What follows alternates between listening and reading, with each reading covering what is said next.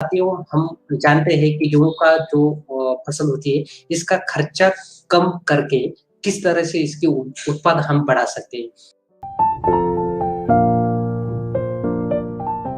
तो इसके लिए हमें 3 सिस्टम के ऊपर ध्यान देना पड़ेगा। पहले है सॉइल हेल्थ मैनेजमेंट, जो हमारी ज़मीन है, ज़मीन का जो स्वास्थ्य है, इसके ऊपर हमारा खर्चा और हमारे उत्पाद डिपेंड है। अगर सॉइल की अगर हेल्थ अच्छी नहीं है, तो कितना भी खर्चा हम बढ़ाते हैं, तो भी उत्पाद जो है, उत्पाद कम मिलती है।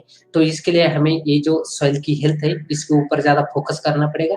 यानी कि ज़मीन का जो ऑर्गेनिक कार्बन है, ये बढ़ाना बहुत ही ज़रूरी है। ज़मीन का जो सख्त हो चुकी है, ज़मीनें जो हार्ड हो चुकी है, तो इसके ऊपर हमें ध्यान देना पड़ेगा और इसी चीज़ के ऊपर हमें मदद मिलती है हरित संजीवनी प्रक्रिया नंबर 1।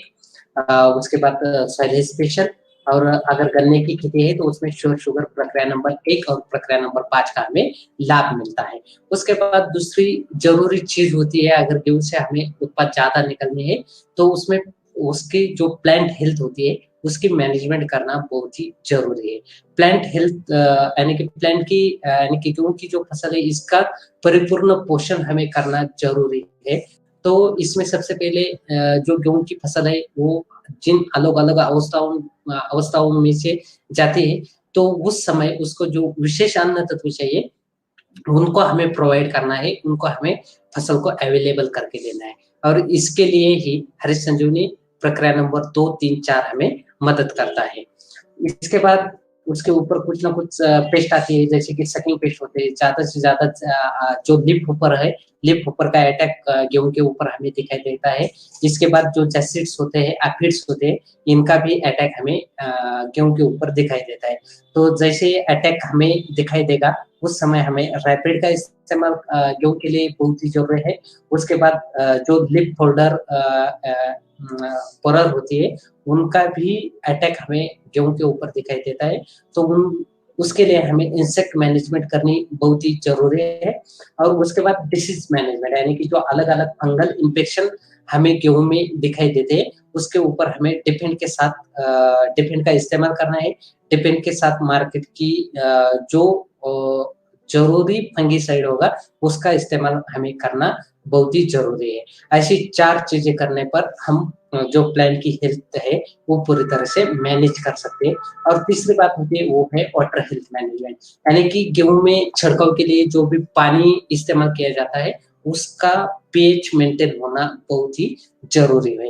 तो अगर इन 3 चीज़ों के ऊपर हम फ़ोकस करेंगे, इन 3 चीज़ों की मैनेजमेंट अगर हम करते हैं, तो हमें गेहूँ में कम से कम खर्चे में ज़्यादा से ज़्यादा उत्पाद हम निकाल सकते हैं। तो ये किस तरह से करना है और ये सॉइल हेल्थ की मैनेजमेंट और प्लांट हेल्थ की मैनेजमेंट किस तरह से हरित संजीवनी द्वारा हम कर सकते हैं, इसी बात की हम जानकारी लेते हैं।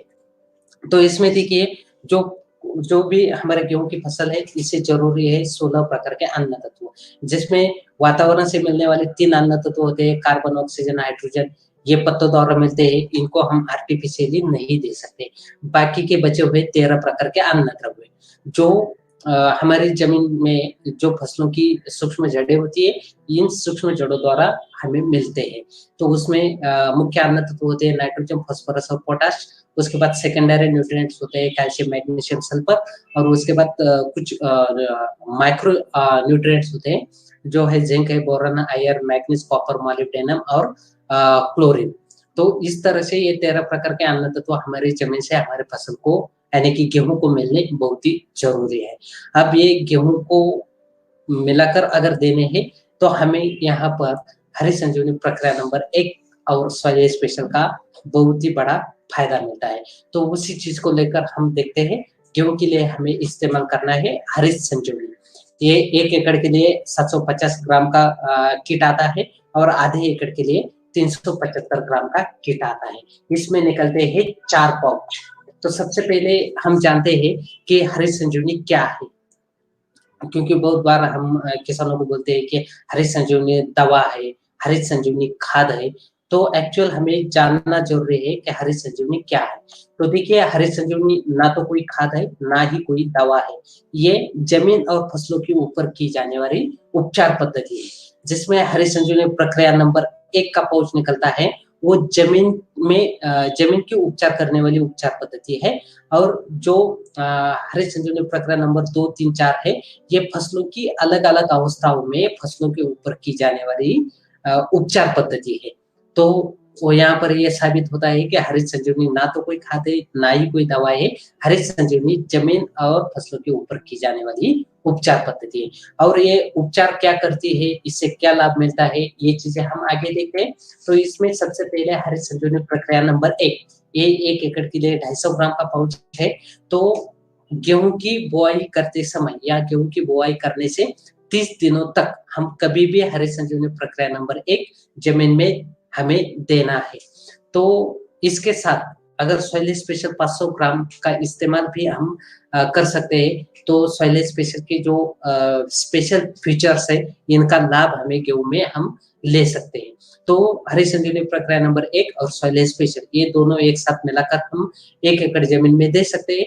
तो इन्हें जमीन में हमें कैसे देना है, तो किसी भी रासायनिक, ऑर्गेनिक या जैविक खाद में मिलाकर दे सकते हैं, या फिर 40 से 50 किलो सूखी मिट्टी में मिलाकर दे सकते हैं, या ड्रिंचिंग या ड्रिप इरिगेशन। तो 90% ड्रिप इरिगेशन गेहूं के लिए नहीं होता है।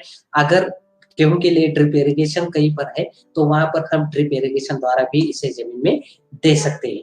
तो इससे हमें क्या लाभ मिलेगा कि जो कुछ अन्न तत्व जमीन में होते हैं, उनका अपटेक करने में मदद मिलती है। जमीन पूरी तरह से भुरभुरी बनती है। जमीन में जो कुछ अघुलनशील तत्व होते हैं, उनको घोलने का काम हरित संजीवनी प्रक्रिया नंबर 1 करता है। इसके साथ-साथ सॉइल स्पेशल करता है। तो उससे जमीन का जो ऑर्गेनिक कर्ब होता है, ऑर्गेनिक कार्बन होता है, वो बढ़ाने में, यानी कि जमीन की उपजाऊ क्षमता बढ़ाने में हमें हरित संजीवनी प्रक्रिया नंबर 1 का फायदा मिलता है। अब देखिए, गेहूं के लिए जो मुख्य खाद्य होती है, यानी कि मुख्य अन्न तत्व होते हैं, और जो सूक्ष्म अन्न तत्व होते हैं, वो कौन से अन्न तत्वों की जरूरत होती है, कौन सी खाद्य हमें गेहूं के लिए जमीन में डालना जरूरी होता है। तो उसमें गेहूं की बुआई करते समय हमें नाइट्रोजन देना चाहिए 25 किलो 1 एकड़ के लिए, फास्फोरस देना चाहिए 35 किलो 1 एकड़ के लिए, और पोटाश देना चाहिए 20 किलो 1 एकड़ के लिए। और उसके साथ माइक्रोन्यूट्रिएंट्स जो होते हैं, वो देने हैं 20 किलो, और जिंक सल्फेट देना है 5 किलो पर एकड़ के हिसाब से। और दूसरा जो एप्लीकेशन है ये खादों का, ये करना है हमें गेहूं की बुआई करने से 25 से 30 दिनों में सिर्फ नाइट्रोजन 25 किलो 1 एकड़ के लिए हमें इस्तेमाल करना है। तो बस इतने ही खादों की जरूरत हमारे गेहूं के लिए होती है। तो इसके बाद हरित संजीवनी प्रक्रिया नंबर 2 आती है। इसका छिड़काव हमें कोई भी फसल हो, उसकी जो बचपन अवस्था होती है, उसमें हम इसका छिड़काव करते हैं। तो गेहूं के लिए हरित संजीवनी प्रक्रिया नंबर 2 का छिड़काव हमें करना है गेहूं की बुआई करने से 30 से 40 दिनों में, यानी कि वृद्धि की जो अवस्था है, इस वृद्धि के अवस्था में हमें हरित संजीवनी प्रक्रिया नंबर 2 का छिड़काव करना है। तो हम प्रक्रिया नंबर 2 के साथ डिफेंड 2 ग्राम पर लीटर पानी, इस अनुपात से हमें इस्तेमाल करना है। अगर कुछ एनपीके देना जरूरी है, तो 19-19-19 ये जो वाटर सोल्यूबल फर्टिलाइजर आता है, ये 5 ग्राम पर लीटर के अनुपात से हम प्रक्रिया नंबर 2 के साथ छिड़काव में इस्तेमाल कर सकते हैं। और स्प्रे बाय सिटी वायु 1 ml पर लीटर पानी, इस अनुपात से लेना हमें कंपलसरी है। तो इस तरह से हमें ये प्रक्रिया नंबर 2 का छिड़काव करना है 30 से 40 दिनों में। अगर सकिंग पेस्ट, यानी कि जैसे लीफ होपर है, एफिड्स है, तो अगर इनका अटैक है, तो गेहूं के लिए हम रैपिड 2 ml पर लीटर पानी, इस अनुपात से इस छिड़काव में मिलाकर हम छिड़काव कर सकते हैं। तो इससे क्या होगा, ज्यादा से ज्यादा शूट्स हमें निकालने में मदद मिलती है गेहूं में। इसके साथ साथ पत्तों का आकार बढ़ाने में मदद मिलती है, और संतुलित तरीके से गेहूं की ग्रोथ करने के लिए हमें हरित संजीवनी प्रक्रिया नंबर 2 का फायदा मिलता है। इसके बाद आता है, वो है हरित संजीवनी प्रक्रिया नंबर 3। हरित संजीवनी प्रक्रिया नंबर 3 का छिड़काव हमें बाली निकलने की अवस्था में करना है। तो अब देखिए, लगभग गेहूं की बाली कब निकलनी शुरू होती है, तो लगभग मान लीजिए कि 50 से 60 दिनों में गेहूं की ये बाली निकलने की अवस्था गेहूं में आ जाती है। तो हरित संजीवनी प्रक्रिया नंबर 2 का जो छिड़काव हम करते हैं, तो उसके 15 दिन बाद हमें हरी संजीवनी प्रक्रिया नंबर 3 का छिड़काव करना है। तो इसमें प्रक्रिया नंबर 3 के साथ डिफेंड लेना है 2 ग्राम पर लीटर, और अगर कुछ एनपीके देने ज़रूरी है तो 13-40-13 ये जो वाटर सोल्यूबल फर्टिलाइज़र है, ये 5 ग्राम पर लीटर पानी के अनुपात से हम इसमें मिक्स कर सकते हैं। स्प्रेमेक 85 1 एमएल पर लीटर पानी, ये कंपल्सरी हमें इस्तेमाल करना है। तो इस तरह से हम ये छिड़काव कर सकते हैं। अगर सकिंग पेस्ट के लिए ज़रूरत है, तो उसके अनुसार हम रैपिड 2 एमएल पर लीटर पानी इस अनुपात से मिलाकर हम इस्तेमाल कर सकते हैं। अब देखिए इसके बाद तो इससे क्या होता है, ज़्यादा से ज़्यादा यानी कि जो सभी प्रकार के जो शूट प्रक्रिया नंबर 2 ने निकाले हैं, तो उन सभी शूट से बालियाँ निकालने का काम ये प्रक्रिया नंबर 3 करता है। इसके साथ-साथ जो बालियों की लंबाई होती है, उस लंबाई को बढ़ाने का काम ये हरी संजीवनी प्रक्रिया नंबर 3 करता है। अब देखिए इसके बाद आता है प्रक्रिया नंबर 4, ये दानों की विकास अवस्था में हमें इसका छिड़काव करना है, यानी कि हरी संजीवनी प्रक्रिया नंबर 3 के छिड़काव के 15 दिन बाद हमें हरी संजीवनी प्रक्रिया नंबर 4 का छिड़काव करना है। अब प्रक्रिया नंबर 4 के साथ हम डिफेंड 2 ग्राम पर लीटर पानी इस अनुपात से लेकर छिड़काव करना है। उसमें अगर न्यूट्रिएंट की ज़रूरत है यानी कि एनपीके की अगर ज़रूरत है, तो उसमें 05234 ये जो वाटर सोल्यूबल फर्टिलाइज़र है, इसका 5 ग्राम पर लीटर पानी इस अनुपात से हमें इसको मिलाना है इस छिड़काव में, और स्प्रेमेक 85 1 एमएल पर लीटर पानी, ये तो कंपल्सरी है। तो इस तरह से हमें एक कॉम्बिनेशन बनाकर हम इसका छिड़काव कर सकते हैं। अगर रैपिड की ज़रूरत है, तो ज़रूरत के अनुसार रैपिड 2 एमएल पर लीटर पानी इस अनुपात से हम इस छिड़काव में ले सकते हैं। तो इससे हमें क्या फ़ायदा मिलेगा कि जो कुछ बालियाँ सभी शूट्स में जो बालियाँ प्रक्रिया नंबर 3 की वजह से हमें मिली है, तो हर एक बाली पूरी तरह से भरने में, उसमें दाने भरने में नीचे से लेकर ऊपर तक सभी दानों का एक समान आकार करने के लिए और उनका वज़न बढ़ाने के लिए हमें हरी संजीवनी प्रक्रिया नंबर 4 का फ़ायदा मिलता है। तो इस तरह से अगर हम प्रक्रिया नंबर 1, 2, 3, 4 का सही ढंग से अगर इस्तेमाल करते हैं, तो आसानी के साथ जो किसान का खर्चा होता है, वो 25 से 30% तक कम हो जाता है, और जो उत्पाद होते हैं, वो 25 से 30% तक हम आसानी के साथ बढ़ा सकते हैं। इसके साथ-साथ आप देखिए बहुत सारे ऐसे किसान होते हैं कि वो बोलते हैं सर हरी संजीवनी का बहुत अच्छा रिज़ल्ट आ गया है, लेकिन आपके पास कुछ ऐसा है क्या कि जो एक बार अगर हम इस्तेमाल करते हैं, तो उससे हमें ज़्यादा से ज़्यादा फ़ायदा हमारे गेहूँ के लिए मिल सकता है।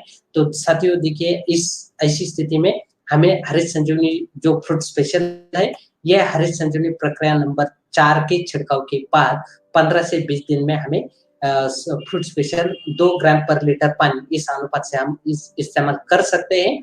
तो ये ज़्यादा से ज़्यादा जो दाने हैं, दानों का आकार बढ़ाने में हमें फ़ायदेमंद होगा। इसके साथ-साथ वज़न और क्वालिटी बढ़ाने के लिए भी हमें ये फ़ायदेमंद रहेगा।